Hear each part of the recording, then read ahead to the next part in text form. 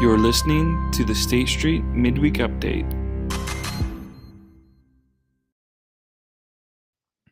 Hello, everyone. Welcome to the State Street Midweek Update. It has been a week or two since we've talked to you last, and we had a busy week here at State Street Community Church in the Pax Center and all of the things that are going on around here, including our Thanksgiving Eve dinner. We served 500 people very, very quickly, and it was just an amazing thing to happen at the Pax Center, where we were able to provide to-go Thanksgiving meals with ham, turkey, all the great stuff there. But we ran out of food so quickly there. And we also had our Giving Tuesday that was just 2 days ago. And we'll give an update on where they're at there. We surpassed our goal for that, and so we're very excited to talk about that. But before I get into any more, I'm going to invite my friend and your friend, the friend to the world, Pastor Rebecca Crain. How are you, You're Becky? so kind, a friend to the world. That's very kind of you. Thank you. I am known to be a sweetheart to the world. So, did you get your Christmas tree yet? Yes, we got it the day after Thanksgiving. Okay. Did everyone go? Was it a family thing or no? Everybody except for Grace, because she had to work. But sometimes you just got to go when, go with who's ever available, especially as your kids get older. When you go, do you do you guys debate on trees, or is it pretty much a defer to whatever like Joel or you want? Typically, Grace is the most opinionated. And so since she hasn't been with us the last 2 years to get the tree, it's usually kind of a faster process because Jesse doesn't care. I don't care. I'm not that picky, and Chloe's not that picky. So Joel is pretty opinionated. So it took us a little while as he, because we saw one right away, and Chloe and I are like, yeah, looks good. But then Joel's like, no, we got to keep looking. And, so, and we always end up getting one bigger than I want to get, because it's just, Our astute listeners may have just heard you're coughing right now. Do you have the COVID? I don't know. I mean, I don't think I do. How do you know? I'm a cougher. Yeah, that's what you've been saying for 9 months now. But yes. No, I've been a cougher for years. So that's what everyone that has the COVID has been saying. Yeah, no, I'm just a cougher until they give it to me. No, but now I haven't been coughed. I haven't coughed the whole time I've been here today. And now as soon as you turn the camera on, then Yeah.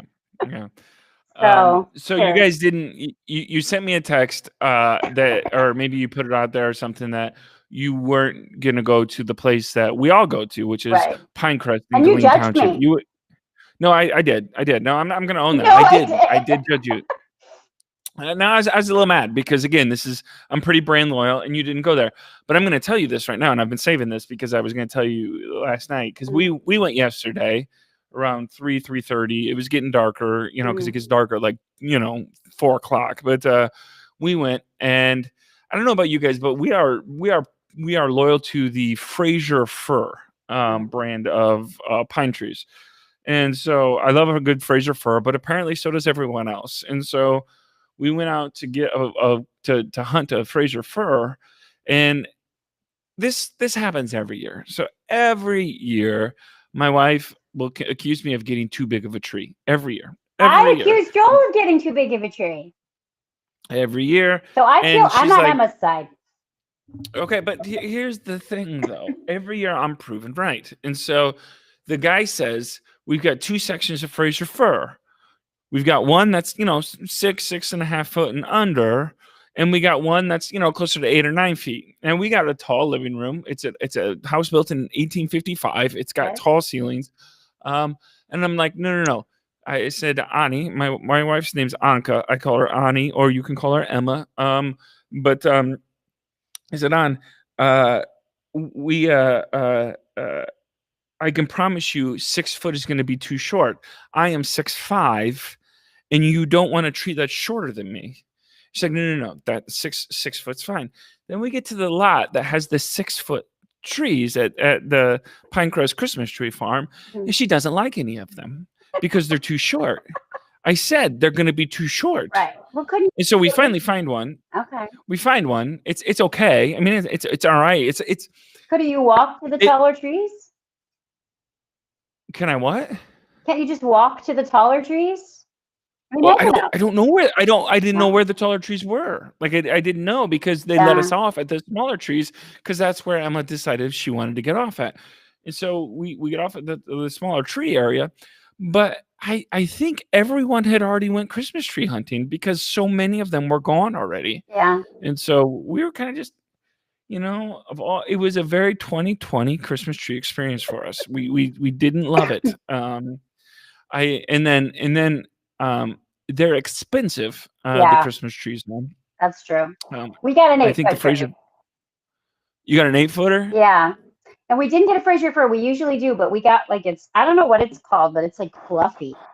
And oh, is it though one of them that has like is it gonna like I just don't like the dropped needles. No, that hasn't happened. Like They're softer needles. Which Chloe's like, let's get one of those because it's kind of fat and fluffy. And I'm like, okay, I don't care. So well, I'm fat and fluffy.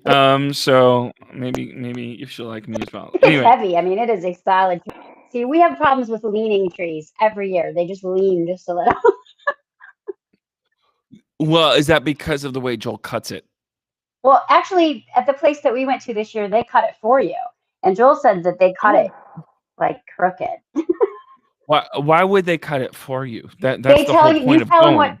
you tell them what tree you want. They cut it and they bring it in on the tractor, so you don't even have to carry it in. Nope, don't like that. Don't like that. No, I want to go hunting for a tree. I've never shot a gun in my life, but I've hunted a couple good trees in my life, and I want to cut it down. Okay. I want to get on my hands and knees and cut that beast down. Yeah, but you're 10 years younger than we are. And funny story, we took a chainsaw one year out to cut the tree down, and they let us use it. And the next year, Joel brought the chainsaw again, and the guy was like, "Oh, you can't bring a chainsaw out here." And I thought, we probably shouldn't. It's probably dangerous because, if you let everybody out there with chainsaws, it's probably not a good idea. But they let us take it out one year, and it was like butter. Just, Yeah, I do. I still enjoy the cutting of the tree. It's part of the tradition. But so anyway, glad to be back. Let's do our birthdays and anniversaries. We got no anniversaries this week. We actually just missed a couple. But because we didn't do a show last week. But let's do some birthdays here and wish some happy birthdays to the people we love. If we have your birthday in our database, you're going to get called out here. If we don't have your birthday, or if you don't get called out and it was your birthday, it's because we don't have your information. Now, I want to say we did skip a week, and our dear friend and the beloved member of this church community, Trista Todd, got her birthday missed. And that was unfortunate because few people in our life love their birthday as much as Trista does. And so we want to make us a very special shout out right now to our friend, our co-laborer, our parishioner, my long-term.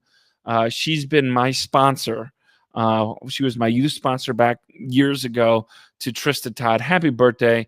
We are so glad that you were born, or at least I am. I don't know if Becky is. Who knows what Becky is? I'm not going to speak for her. But anyway, so here's the birthdays coming up this week. Happy birthday to Layla Dickerson. I miss the Dickersons. Haven't seen them in a while. I love you guys. Cameron Ruiz. Happy birthday, Cammy. Happy birthday. Jennifer Ryan Walker, a former detective here in town. They moved to, I think, Arizona. I'm not going to take them out of our database because I love them. Claire Emmons, who is a junior staff member here. True. Happy birthday, Claire. Happy birthday. Baylor Mazinski, happy birthday, kiddo. Happy birthday. Marilyn Belkowitz, happy birthday, Marilyn. Happy birthday. And happy birthday, Melody Saby. We hope you have a great day and a great week to celebrate your birthday. We hope you know that we are grateful that all of you were born and that we celebrate with you the life that you live. All right, let's get to our question of the week. Now, question of the week time. Oh, hi, Amy Warner. She just checked in. Hey, Amy. The question of the week is, the time where we're asking kind of what our favorite movies are, or sorry, a question for today's favorite movie, but a question that we want you to answer, or we're going to answer. It's just a question for everyone to participate in to get to know you a little bit. So the question of the week this week is a very, very difficult one. It's hard. I know I am a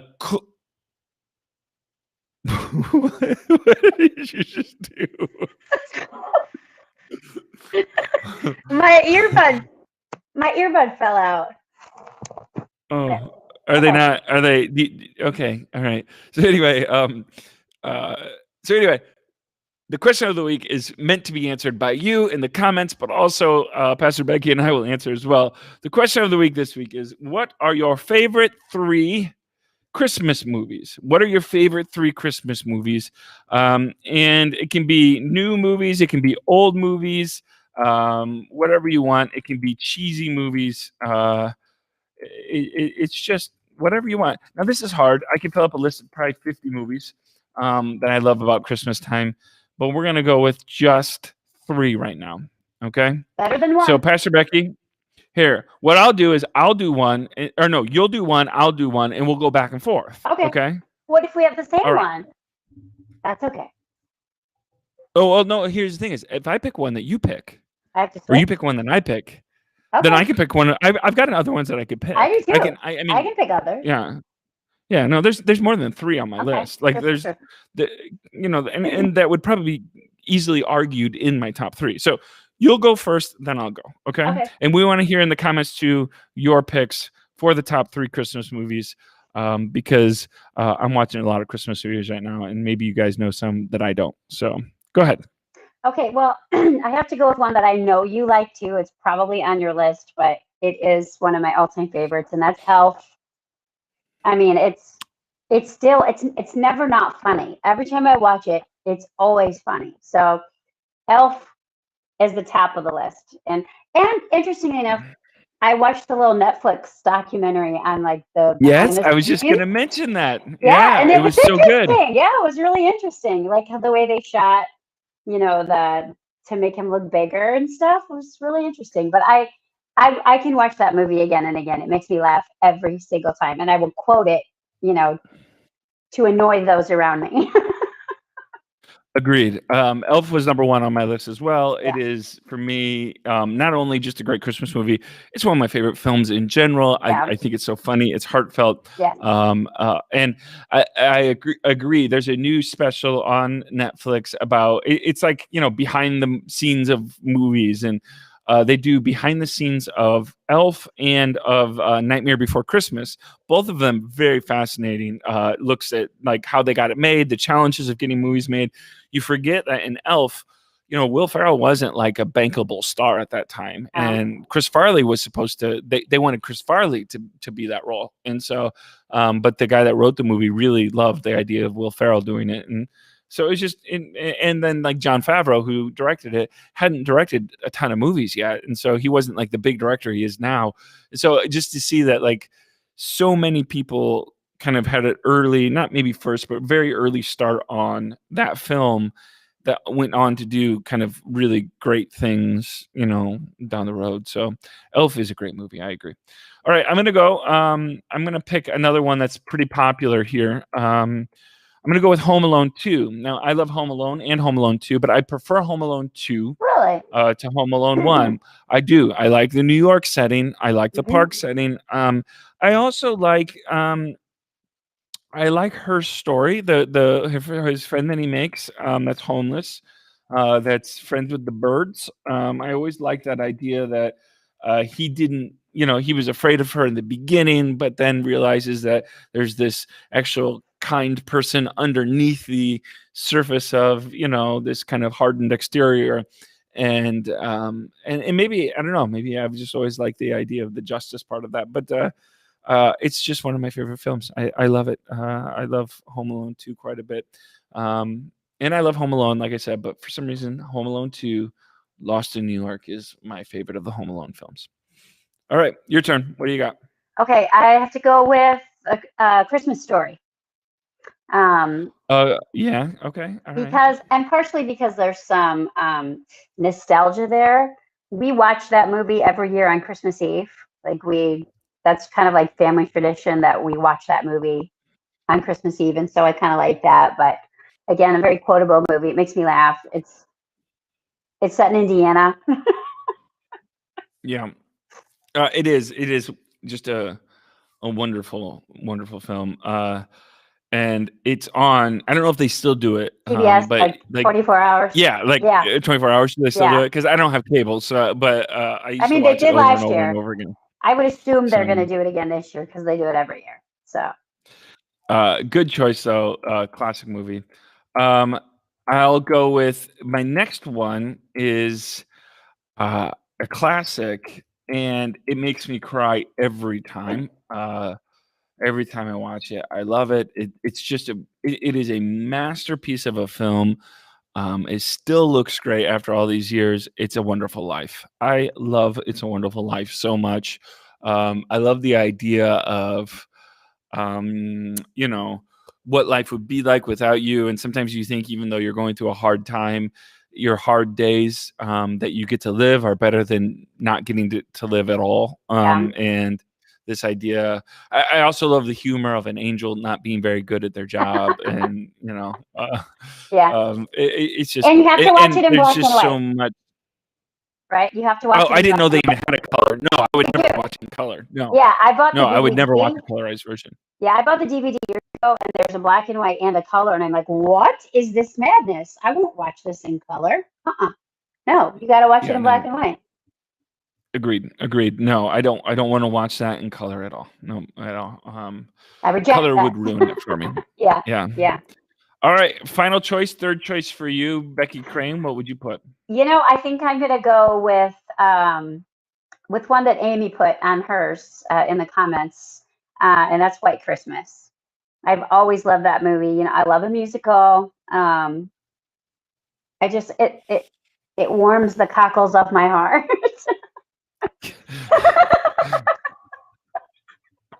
That's an old timey. It's an old timey movie, right? So, and my sister and I, would always sing the sister song, sisters. There were never more devoted, such devoted sisters. It's a great show. I have seen so many Christmas movies. I mean, cheesy Hallmark ones, Netflix. I mean, I have seen a lot of them, and I've never seen White Christmas. I need to. It's on Netflix. I know. Watch it tonight. Why I haven't watched it. Watch it tonight. Watch it tonight. I might. I just haven't. I don't know why. Are you spending all your time watching like The Christmas Prince?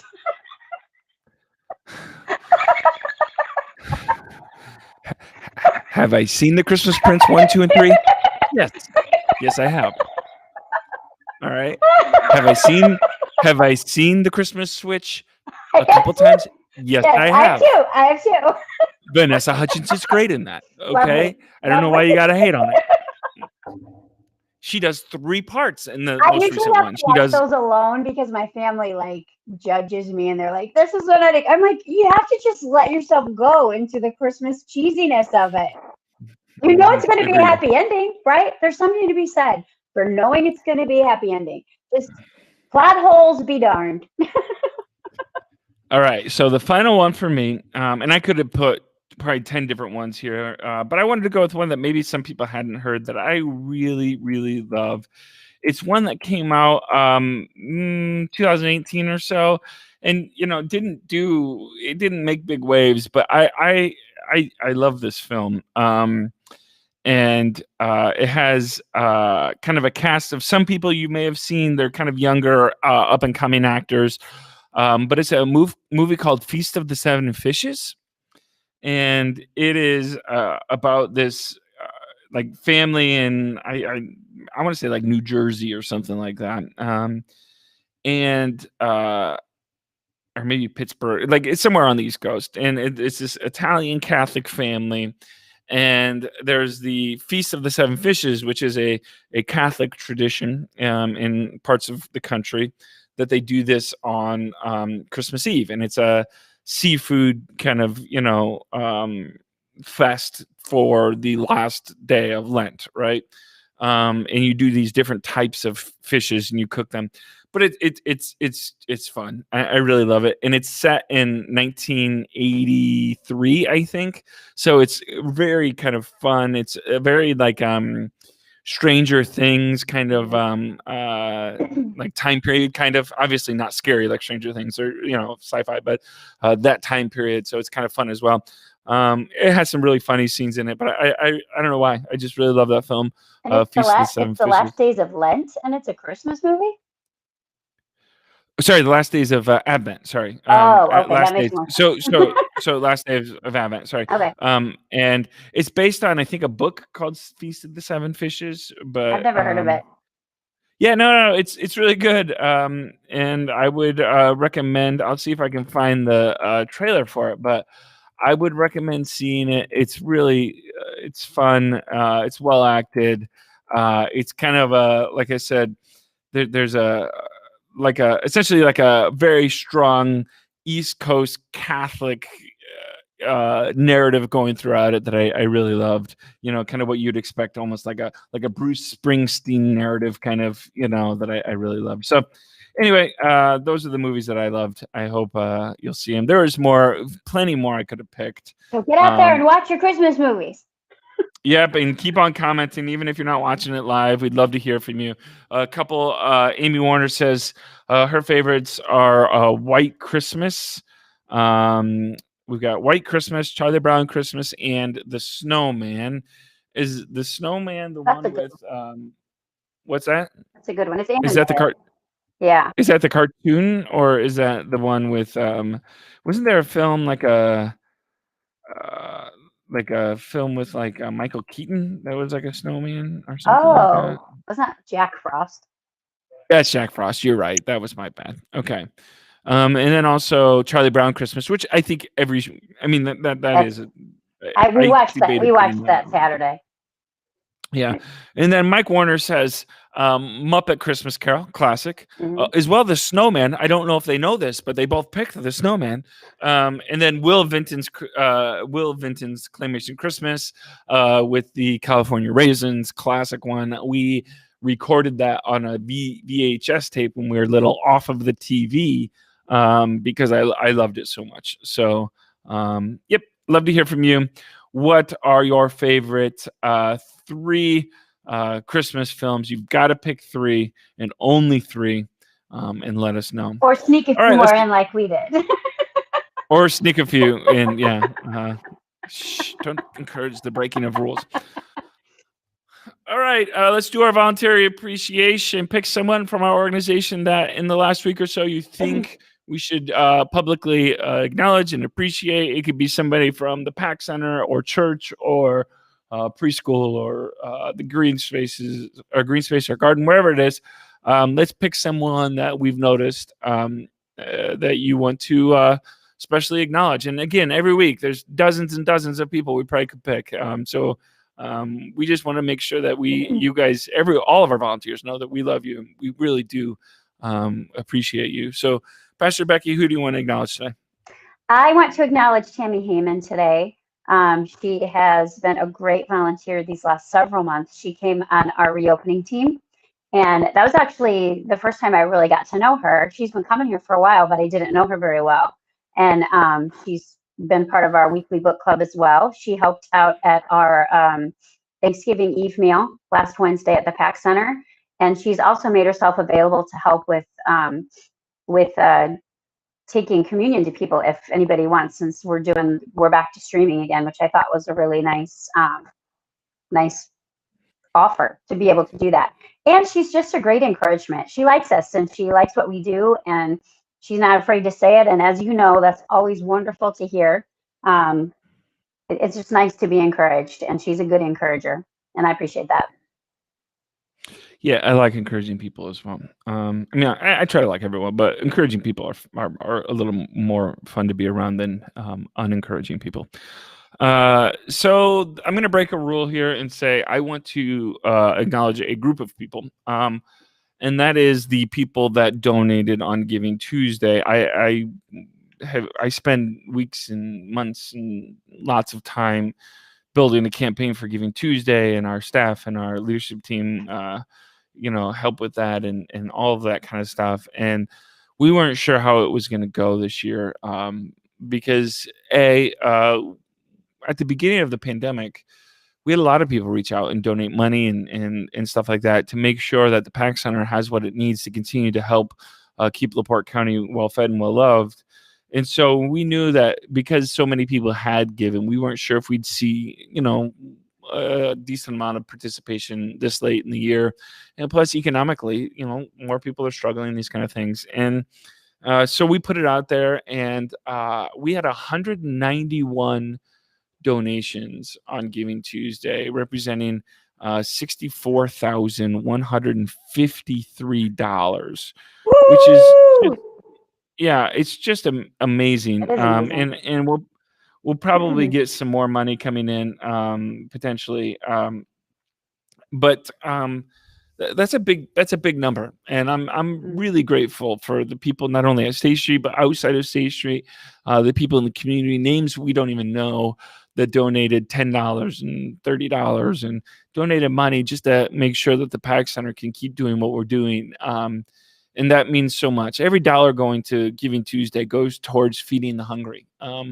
Our church, State Street Community Church, is able to pay our staff, so we don't have to use our Pax Center money to pay our staff. So, we're able to do that.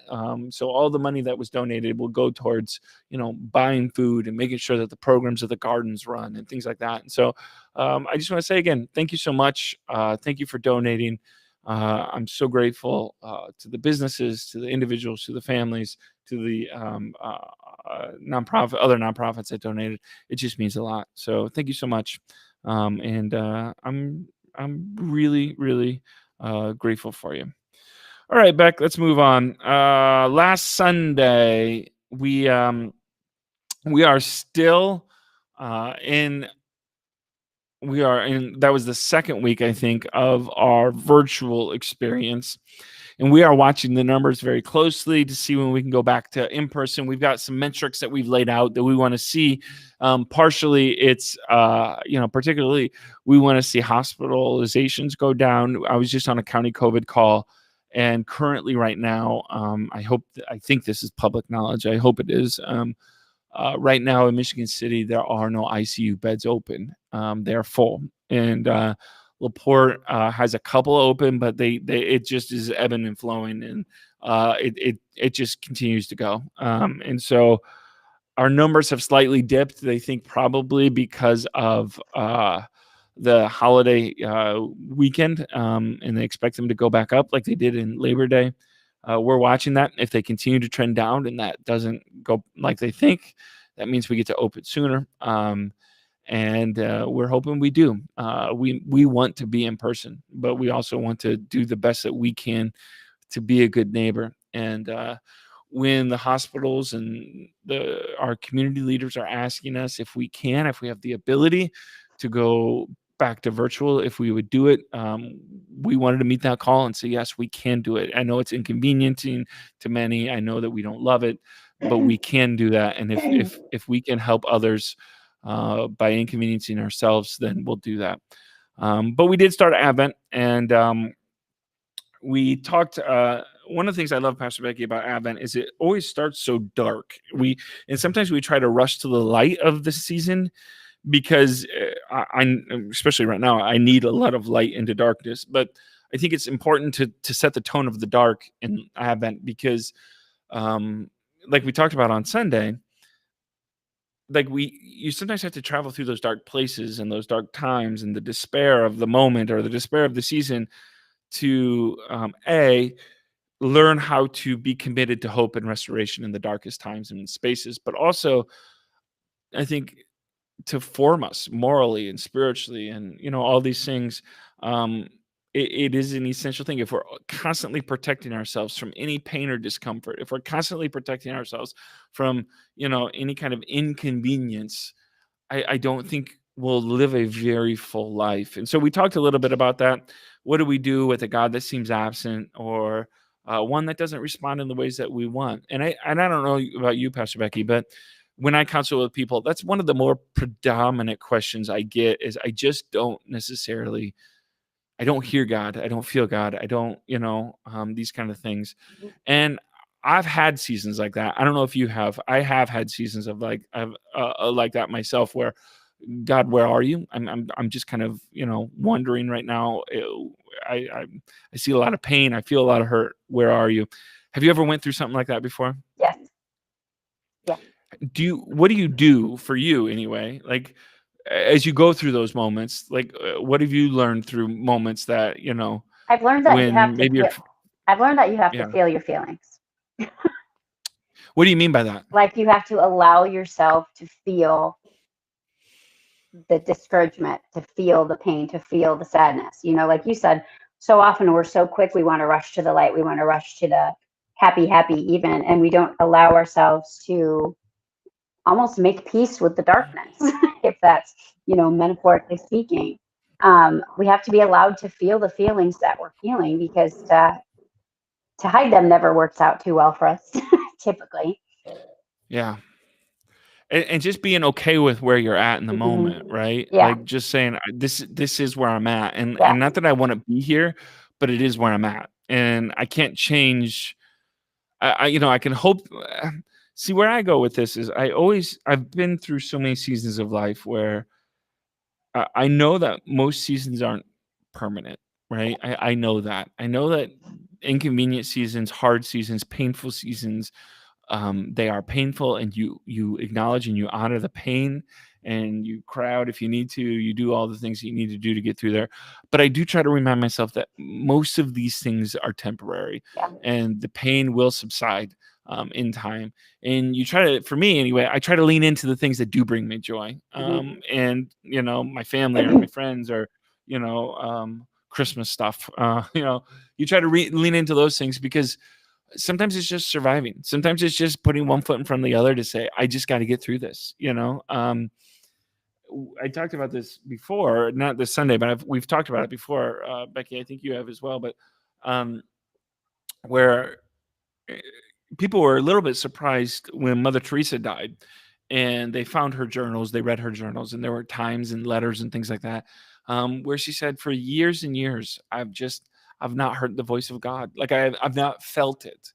And some people were saying, well, then was she a fraud? Was she not, here she is essentially confessing that she doesn't believe. And that's not what I took that as is at all. It's just sometimes in our faith, we have to, even when we don't feel it, sometimes when we don't feel it, when we don't, when we don't hear God, sometimes the best thing to do is just to put one foot in front of the other and still go. Right. Still love well, still forgive well, still show justice, all these things, because my faith isn't contingent on the silence. Right. And oftentimes those are the very things that lead us back to being able to experience, God in our lives, when we just put one foot in front of the other, when we're not feeling it. Yeah. We talked on Sunday about this, but it was really interesting, this text for me anyway, because there was that section in Isaiah 64 where we were, I don't know if you caught it, but that I think in Isaiah 64:5, it says, you meet with those who gladly do right. And I'm going to tell you, I had a hard time with this section, but you meet with those who gladly do right, those who remember you in your ways, but you were angry and we sinned. And then it goes on to say at the end of 64:5, Isaiah 64:5, but you're angry and we sinned because you hid your face, or because you hid yourself with transgress. and I love that idea that they're essentially blaming God for where they're at in their life. And what I take this as and kind of in this ongoing revelation of God that we find out through the scriptures is, again, they're trying to figure out what God is like and what they're like, right? They're trying to figure out what humanity is like.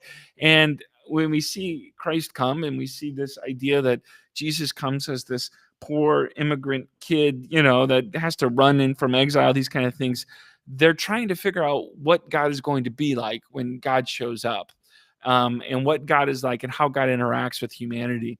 And so, many of the same questions and the doubts and the curiosities we have are the same ones we find in the scriptures thousands of years ago that we're still asking today. And so if they had those questions, I think we ought to give ourselves the same permission to have the same questions today. Because it can be hard. Faith can be super hard, especially when you're trying to, honor the life that you live with the questions that you have. So this Sunday, we continue Advent. We are going to be talking about John the Baptist. So we will, if you want to join us online at 10 o'clock, we hope you can go to live.statestreet.tv. That's live.statestreet.tv, and you can stream online with us. And we'd love to have you. All right, things happening right now at State Street. Beck, did we agree on a Christmas Eve time yet? I think we said 5. I think we did too. So 5 o'clock, it'll be virtual, but we'll all be together online, 5 o'clock. And we've got some things that we'll announce probably next week about what you're going to get some stuff, hopefully, in your mailbox from us to help you celebrate Christmas Eve. But we'll unpack that later. Also, if you go to our State Street Facebook group, not the page, but the group, you'll see that Miss Taylor, our children's director, shared an Advent calendar that her and Alyssa Lingo made for our kids that I hope you'll download and share with your kids. It's pretty cool. It's not too late to get started on an Advent calendar. The Pax Center, we just, again, completed our Giving Tuesday, and it's just, again, mind-blowing for me to see all of that come in and to see the generosity and kindness of our friends and our family and people we don't even know to help us keep LaPorte County well-fed and well-loved. It means so much. Brighton Street Green Space, I think they're pretty much done for the season. They poured the sidewalks, all that's done. They're doing some stuff on the inside, but then we're going to hit the ground running probably again in March and get this thing finished up. Jackson Street's done for now until the spring. We will do signups for the garden probably in January. So I'll put something out and you'll be able to sign up. You don't have to fit into an income guideline or anything. Whoever wants to garden gets to garden with us. We just want people to want to garden. And if you want to learn, if you don't know anything about it, that's fine. You don't have to know anything about gardening, but if you'd like to garden, it's a great way to get outside. It's a great way to spend time with a hobby if you're looking for something. I hope you do that. We'll have plenty of garden spaces between our Jackson Street Community Garden and our Brighton Street Green Space. Also, the State Street Preschool, they're continuing on, and we love Miss Kathy and Miss Danita as they're doing the best they can for there. All right, last section, share something with the group. Show and tell. Pastor Becky, what do you got for the group right now? Well, I was thinking about it, and I think with this season of Advent, there's a particular writer that I follow and read who writes beautifully about the Advent season, and that's Sarah Bessie. And it's not necessarily, I did share one of her articles today on Facebook, if you follow me there. But even if you follow her on Facebook, follow her on Twitter, she writes a lot every year about Advent, and she has a lot of writings about that, and she just does it in such a beautiful way. And I thought that was fitting for, coming into this season. Is there, you shared one today, I think on your Facebook. I did. You said, can I give me a rundown? What was that about? It's about I can't remember the exact name of the article, but it basically is the idea that everything that we think we know about the Nativity is probably wrong. And then it paints a much more hopeful picture. Not that it's not a hopeful picture to begin with, but so often we want to, paint every picture as despair, and which we just talked about. Sometimes we have those seasons, but kind of looking at it from a different angle, from the angle of a mom, really, and some of the beauty that I think we may have missed in years past. And I think the underlying theme of this article that she wrote that I very much appreciated was this idea that sometimes things that we think we know, we have to unlearn them so that we can learn something new. And I know it's scary for a lot of people to question things that they've always, known.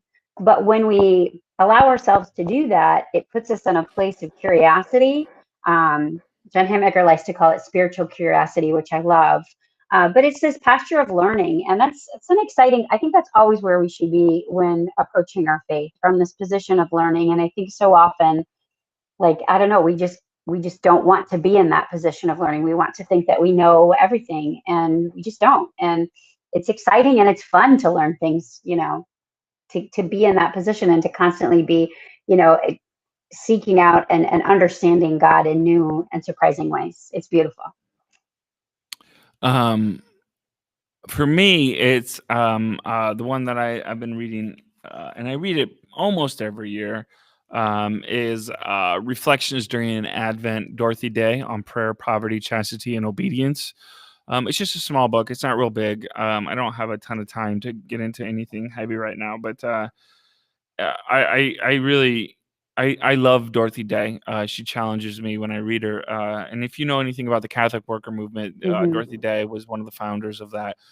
Writes just a lot about poverty and prayer and making sure that our faith, that the expression of Christianity that we embody is not just one of words but actions as well. And how Christmas and Advent informs those actions. It's not just Christmas is not just receiving things, it's also giving things and being a part of making the world right again, because that's the story of the manger, right? That there was a world in chaos, and God put flesh on to make the world right again, and to love well, to show forgiveness, to show kindness and compassion, and we ought to do the same. And so I really love it. I'll put it here in the comments of our episode, just in case you want to get it. It's just a $4.99 ebook on Kindle. So I'd love to hear from you guys. If there's anything that you've been reading or an article you've enjoyed, share it with us. We'd love to read it. I'm always looking for new stuff to read and enjoy. If there's a TV show or a movie you liked, I'd love to hear about that as well. I've got nothing else. Pastor Becky, you got anything? Nope, that's all. All right. Well, we'll see you back here on Sunday morning at 10 o'clock. And we'd love to see you online with us. Invite your friends and family on Facebook, and then also on live.statestreet.tv, our new online church platform, or through our State Street mobile app, whatever it is, however you want to connect with us. We'd love to see you. Be there, be square. Take care of yourself. We love you guys. Stay safe. We'll be done with this soon enough, and then we'll all be back together, just like this never happened. And we'll just like 2020 didn't happen. I think it's going to leave its mark. That's okay. But we'll be grateful because we went through it together. So we'll see you soon. We'll see you on Sunday morning online, and we hope you guys are doing well and staying healthy. Love well. We'll talk to you later. Bye-bye.